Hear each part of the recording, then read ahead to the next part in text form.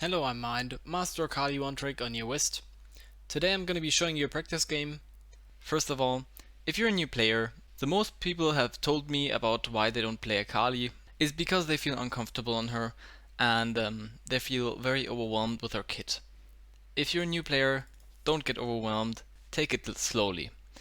Don't take her combos super fast, just get slow into it and she will feel pretty natural if you just do the simplest combos, which by the way are the two combos or the three combos that are used most on Akali or are actually the most useful. And as soon as you've got them down, you should already have quite a nice feeling for Akali. Really quick, for new players, I have a combo that is super easy, where it is kind of hard for you to get overwhelmed because it is easy to hit. So you go in with your ult, right? And then you go Q backwards, passive auto attack Q, and then you can ignite, passive auto attack Q and ult. You can also like only Q or only passive auto attack and then ult. It doesn't really matter. The most important part is ult, Q backwards, passive, and then your second part of your ult together with your ignite. This just makes it super simple because you don't have to hit your think about hitting your E. The second variation is the one I showed you afterwards, which would be the ult, Q, passive auto attack, Q, ult, and then your E afterwards, which just makes your E a lot easier to hit. You don't have to think about it, you just ult E at the end, right? So when you've done your combo, you just ult E in the same direction, and then you can obviously E backwards and get a kill that way. If you're a new player and you got the combo down, the ult Q and then auto attack Q ignite and then ult, then you can use your E to engage on them. So you don't have to use your flash, you can just E and then you can use the combo, right? Like this. Once again, E, ult Q, and then something like this.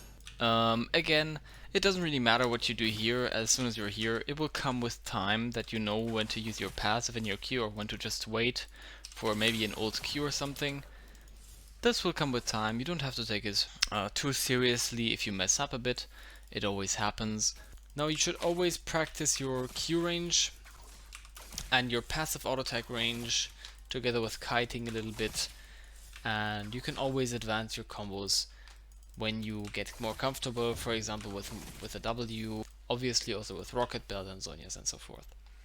So now we come to a little bit more advanced stuff. Here you just try and do the ult E combo. Very simple. It just gets a little bit takes a little bit to get used to. After you get that down, you can do the ult E reverse combo. Right. When you've got that stuff down, you can move on to more interesting things. For example, that you can use your rocket belt in different ways. Let's just say you can use a ult E rocket belt, auto Q, E back, and then like this. Yes, also you can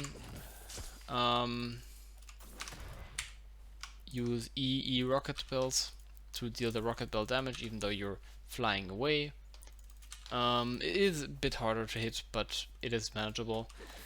One more advanced combo would be the E flash behind into ulting away trick, where you can then, use your W and then Q ult and then auto attack, ignite something like this. I like the ult 2 into rocket belt combo very much. It is where you go for something like this, it doesn't really matter, then you go Q ult rocket belt and then auto attack. You should do it outside of your passive. I didn't do it there. Let's just see that we can do it just like this. This just gives you a lot of burst damage and it's very satisfying to hit. Yes, one more combo everybody should know, in my opinion, is the QE combo. If you have a hard time hitting your E, the QE combo is a very nice touch on hitting your E. I have not seen this played dealt out too much, but it has definitely helped me a lot. I don't know if I saw it somewhere. I'm pretty sure that I figured it out for myself, like the best way I could hit E's. So maybe you just want to do that. It just makes the enemy not really know what to do, because you're queuing them and they're not expecting the E right afterwards. It certainly helped me hit a lot more E's that way. So a few things to note: you can flash outside of your passive range to get your passive proc. Also, you can use your W combo. For example, you can look what your range is. I would advise you to practice ult Q combos, which I'm just going to show you in a minute, but I'm just going to show you a little more advanced combo where you can go for a ult, E, rocket belt, flash, and then something like this. You can also obviously, one second, I'm gonna show you this.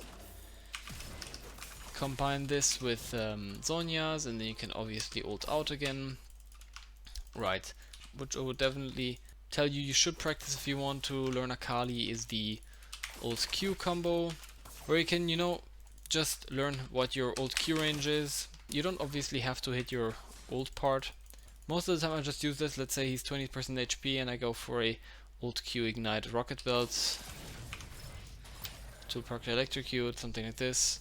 I don't actually use this quite a lot, but what I do use it for is the ult Q combos with an auto attack most of the time to target somebody who's low health. You can obviously also go for ult QE, which is a very nice combo. The combo I already showed you, the QE combo, but combined with obviously the ult 2, which makes it even easier to hit. You can obviously also put in an auto attack everywhere, and learning when to use your passive and when to use another Q can be very beneficial. I don't see people utilizing their Q properly.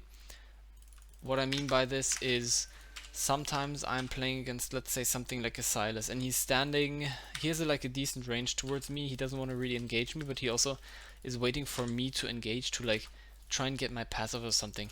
And I'll just stand here and just Q him like 3 or 4 times in a row, something like that, and then just back off. I never see people do this ever with Akali, but you can use her Q simply as a poke tool, and as soon as they try and engage, you can obviously, E away. Obviously you can WTP.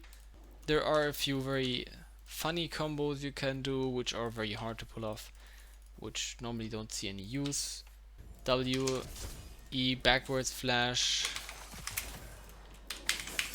like this. Obviously quite a funny combo, because you try and guarantee your E hits with your flash backwards.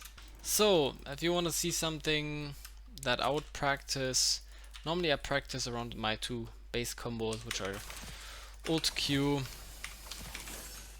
and ult E. Something like this. I obviously put different variations on it. I'm gonna show you this right now. For example, I can do this.